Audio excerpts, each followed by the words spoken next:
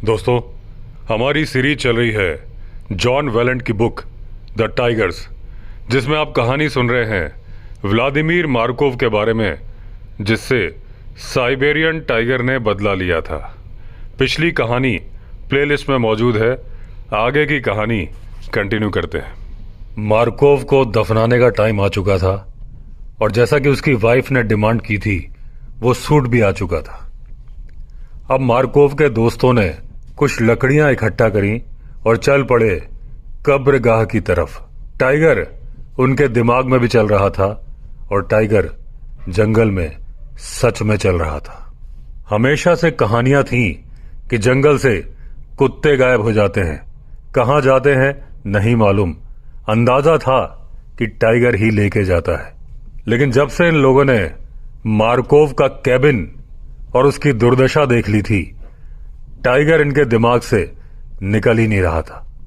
जंगल अभी भी वैसे ही लग रहे थे जैसे पहले लगते थे, लेकिन अब मार्कोव के दोस्तों को वैसे फील नहीं हो रहे थे। अब उनको जंगल बहुत डरावने लग रहे थे। अब मार्कोव के दोस्त कब्रगाह पहुंच गए। उन्होंने उस जगह से बर्फ हटा दी जहां पर कब्र खोदी जानी थी। उस जगह पर इन लोगों ने लकड़ियां जला दी, क्योंकि यहां का टेम्परेचर -10 से कभी ऊपर आया ही नहीं था। -40 तक गया था। तो जो जमीन थी 3 फीट तक बर्फ की तरह ठोस हो गई थी। रात भर उस पर लकड़ियां जलानी होती, तब मिट्टी इस लायक होती कि वहां पर कब्र खोदी जा सके।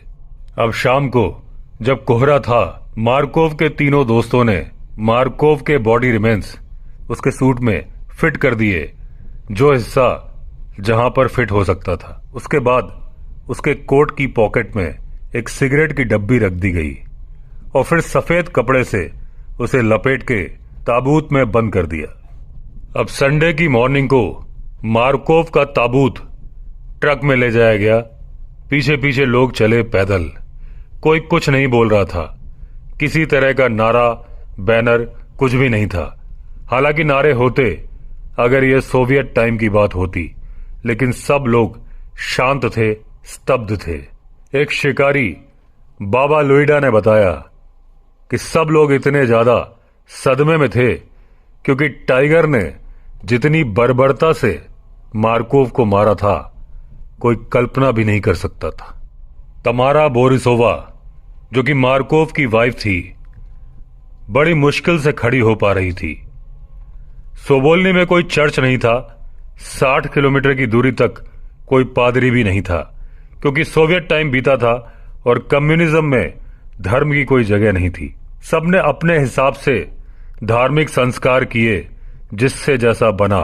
उसके बाद सबने आश्चर्यजनक रूप से हल्का ताबूत जमीन में उतार दिया। ताबूत में मार्कोव के बॉडी रिमेन्स थे, लेकिन उसका मांस और उसका खून टाइगर के शरीर में दौड़ रहा था और वो टाइगर अब बढ़ रहा था सोबोलनी की तरफ। टाइगर जब शिकार पर निकलता है तो एक किलिंग मशीन की तरह दिखता है। कुछ भी हो, उसे 7 दिन में एक मेजर मील चाहिए। फेल होने का परसेंटेज 70 से 90% होता है। इसलिए टाइगर बीमार हो या ना हो, उसे आराम नहीं मिलता, क्योंकि एक बार हमला करने पर अगर टाइगर सक्सेसफुल नहीं हुआ तो उसकी बहुत सारी एनर्जी वेस्ट हो जाती है। और अगर वो बच्चों वाली मां है तो उसके ऊपर जिम्मेदारी कुछ ज्यादा ही है। टाइगर बन के जीना आसान नहीं है, क्योंकि हर वक्त काम करना पड़ता है। भालू सर्दियों में हाइबरनेशन पर चले जाते हैं। लायन, उनके पास डिवीजन ऑफ वर्क होता है। बहुत सारे लोग मिलके उस काम को करते हैं। बहुत सारे शाकाहारी जानवर समय समय पर अपने इलाके चेंज कर देते हैं, लेकिन टाइगर वहीं रहता है, वहीं मेहनत करता है और हर वक्त मेहनत करता है। मार्कोव पर टाइगर के अटैक के बाद 9 दिसंबर को न्यूज़पेपर्स की हेडलाइंस में इस हमले की खबर आ गई थी। बहुत सारे अखबारों ने लिखा था लॉ ऑफ जंगल, किसी ने लिखा था टाइगर का बदला। यूरी ट्रस्ट और उनकी टीम अभी इन्वेस्टिगेशन कर ही रहे थे, 3 दिन ही हुए थे, उन्हें बहुत सारे सबूत भी मिल गए थे, लेकिन बहुत सारी अफवाहें और बहुत सारी कहानियां गांव में और शहरों में घूम रही थीं।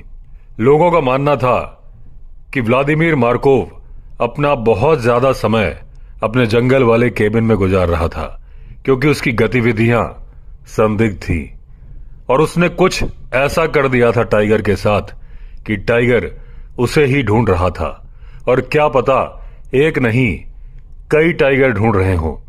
कुछ लोकल लोगों का कहना था कि व्लादिमीर मार्कोव ने एक टाइगर के बच्चे को मार दिया था।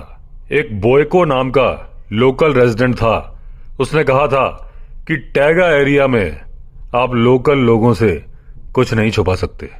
भले ही पुलिस उस बारे में कुछ ना जान पाए, लेकिन यहां के निवासी सब जानते हैं।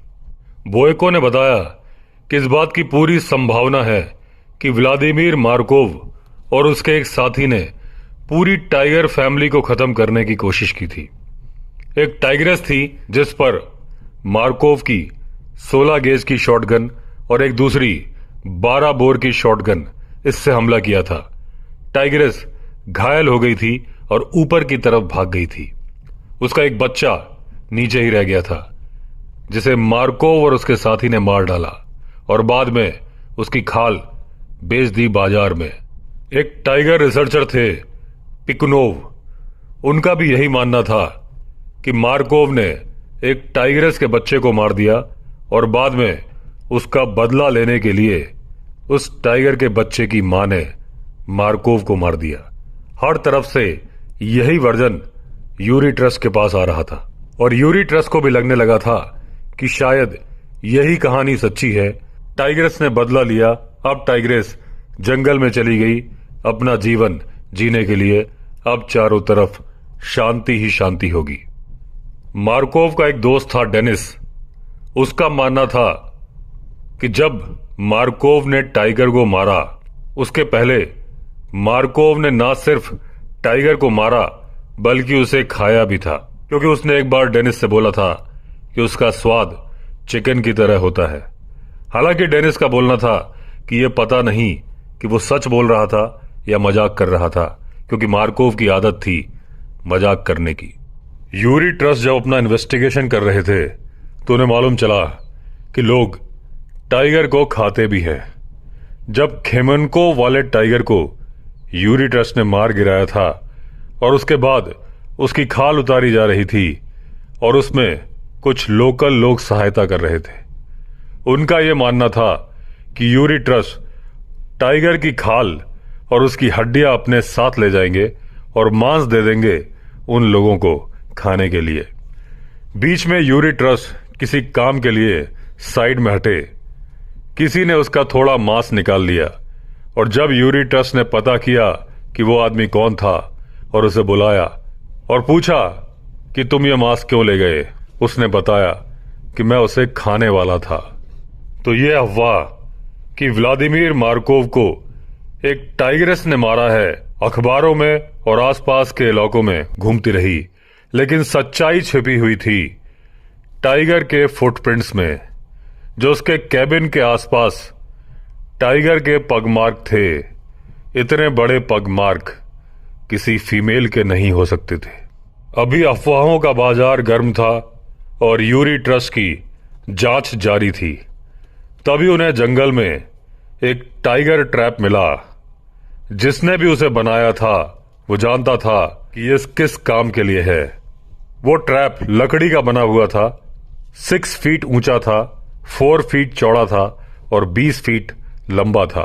उसके आखिरी सिरे में एक चेन बंधी थी, यानी कि वहां पर बांधा जाना था एक कुत्ते को, और उसकी एंट्रेंस से लेके उस चेन तक बीच में भेड़िए पकड़ने वाले पंजे, जो कि लोहे के बने होते थे और जिसके भी पैर में गड़ जाए बुरी तरह से वो न सिर्फ उसे घायल करते थे बल्कि मार ही डालते थे।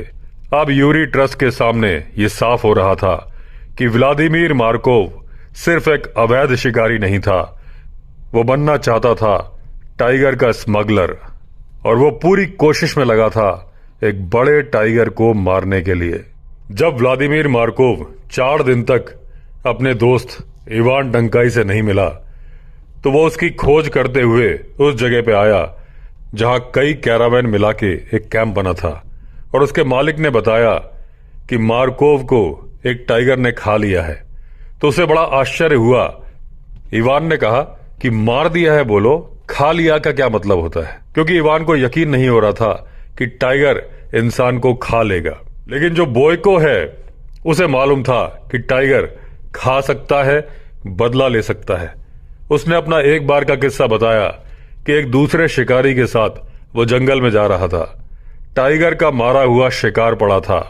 टाइगर थोड़ी दूर पर था।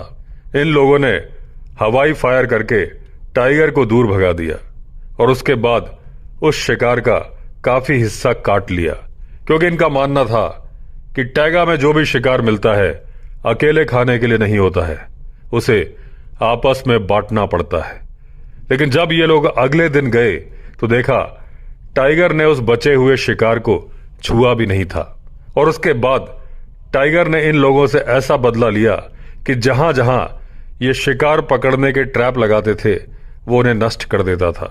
अगर कोई जानवर ये बेट के लिए बांधते थे उसे खा जाता था। अगर कोई जानवर इनके ट्रैप में फंसने के लिए आ रहा होता था तो वो दहाड़ मारकर उसे दूर भगा देता था। पूरा 1 साल ये लोग एक भी शिकार नहीं कर पाए। तो टाइगर ने इस तरह से बदला लिया था अपना शिकार छीनने के एवज में। सोकोलोव ने यूरी ट्रस्ट को बताया कि टाइगर किस प्रकार से बदला लेता है। एक शिकारी जो कि सुअर का शिकार करता था और उस इलाके में सुअर बहुत कम हो रहे थे क्योंकि उनके खाने के लिए कुछ नहीं था, और जो बचे खुचे सुअर थे उनको टाइगर खा जाता था। तो शिकारी ने सोचा टाइगर का ही खात्मा कर दिया जाए, ना रहेगा बांस ना बजेगी बांसुरी। उसने एक गन ट्रैप लगाया। जैसे ही टाइगर आया उसने वायर को टच किया, बंदूक ने फायर कर दिया, लेकिन निशाना जरा सा चूक गया। टाइगर के फर से सटके गोली निकल गई। अब शिकारी ने उस बंदूक को दोबारा रीसेट किया। टाइगर अगले दिन भी आया। इस बार जैसे ही उसने स्ट्रिंग को छुआ, बंदूक ने मिस फायर कर दिया। टाइगर 4 कदम पीछे हटा। उसके बाद उसने पैरों के निशान देखने भी जरूरी नहीं समझे। वो समझ चुका था कि यह कारनामा किसका है और सीधा पहुंच गया शिकारी के केबिन की तरफ। शिकारी उस वक्त केबिन के बाहर बैठ के कुछ लकड़ी काट रहा था। अचानक उसे लगा कि कुछ आंखें उसे देख रही हैं। जैसे ही मुड़ के देखा 100 फीट की दूरी पर टाइगर था। उसके कान पीछे थे और वो हमला करने ही वाला था। शिकारी फौरन भागकर अपने कैबिन में घुस गया। 3 दिन तक बाहर नहीं निकला। बाथरूम के लिए भी उसने अपना वॉश बेसिन इस्तेमाल किया। वो शिकारी ज्यादा पढ़ा लिखा नहीं था, किसी को लेटर भी नहीं लिखता था, लेकिन इन दिनों वो राइटर बन चुका था। उसने पूरा नॉवेल लिख डाला, पूरा घटनाक्रम लिख दिया कि उसके मरने के बाद लोगों को मालूम चले कि हुआ क्या था। 3 दिन बाद जब शिकारी बाहर निकला तो उसे देखा कि जिस जगह पर टाइगर बैठा था वहां की बहुत सारी बर्फ पिघली हुई थी। यानी टाइगर कम से कम 2 दिन वहां बैठा रहा, इंतजार करता रहा कि शिकारी निकले और वो अपना काम करे। जब शिकारी नहीं निकला, टाइगर वहां से चला गया, और सिर्फ वहां से नहीं गया, उसने वो टेरिटरी ही छोड़ दी। यूरी ट्रस्ट के पहले जो इंस्पेक्शन टाइगर यूनिट के हेड थे, उनका नाम भी व्लादिमीर था। उनका भी यह मानना था कि अगर कोई शिकारी किसी टाइगर के ऊपर गोली चलाएगा और टाइगर बच गया तो वो उस शिकारी को पहचान लेता है। भले ही 2-3 महीने लग जाएं, लेकिन टाइगर उस शिकारी का पीछा करता है और उसे मार डालता है। इस तरह के कई केसेस उनके सामने आए थे जब उन्होंने इन्वेस्टिगेशन किया था। क्रिस नाम के एक अमेरिकन वेटनरी डॉक्टर थे। अपने काम के दौरान उन्हें कई बार सर्कस के टाइगर को भी ट्रीटमेंट देना होता था, और उस ट्रीटमेंट में कई बार इंजेक्शन लगाने होते थे। सर्कस वो शहर छोड़कर चला गया। 1 साल बाद वापस लौटा, और जब क्रिस वहां सामने आए तो जितने भी टाइगर थे उन्होंने फेस कर लिया क्रिस की तरफ। क्रिस जिस तरफ भी जा रहे थे, टाइगर उसी तरफ घूम रहे थे। उन्होंने पहचान लिया था कि हमें दर्द देने वाला यही है। क्रिस ने कई हैट चेंज किए, लेकिन टाइगर भीड़ में से भी क्रिस को पहचानकर उन्हीं की तरफ देख रहे थे। यानी टाइगर अच्छे से जानता है अपने दुश्मन को और पहचानता है दर्द देने वाले को। व्लादिमीर मार्कोव की मौत की वजह बना था एक सुअर का मांस जो टाइगर ने मारा था और मार्कोव ने उसे चुरा लिया था। अगर मार्कोव के पास बंदूक नहीं होती और उसके पास शिकारी कुत्ते नहीं होते तो मार्कोव की जान बच जाती, क्योंकि टाइगर दहाड़ मारता। अगर मार्कोव तब भी नहीं मानता तो एक मॉक चार्ज करता और मार्कोव डर कर वहां से हट जाता। अगले दिन दोनों शिकारी अपना अपना शिकार कर रहे होते। किसी को किसी से कोई गिला शिकवा नहीं होता, लेकिन मार्कोव के पास थी बंदूक और खतरनाक शिकारी कुत्ते, तो उसके पास था कॉन्फिडेंस, या यूं कहें ओवर कॉन्फिडेंस। उसने टाइगर का शिकार यानी सुअर चुरा लिया। टाइगर ने देख लिया और अपने दिल में गांठ बांध ली, तो मार्कोव की मौत की वजह थी उसकी बंदूक। जब से इन्वेस्टिगेशन स्टार्ट हुआ था, यूरी ट्रस्ट के साथी साशा को लग रहा था कि ये टाइग्रेस नहीं है, ये एक बड़ा टाइगर है जिसने व्लादिमीर मार्कोव को मारा है। और जो चारों तरफ अफवाहें चल रही हैं कि व्लादिमीर मार्कोव को एक बदला लेने वाली फीमेल ने मारा है जिसके बच्चे को मार्कोव ने मार दिया था। लेकिन उस वक्त साशा ने सोचा कि टाइगर का जेंडर अभी इंपॉर्टेंट नहीं है, अभी इंपॉर्टेंट है सबूत इकट्ठा करना।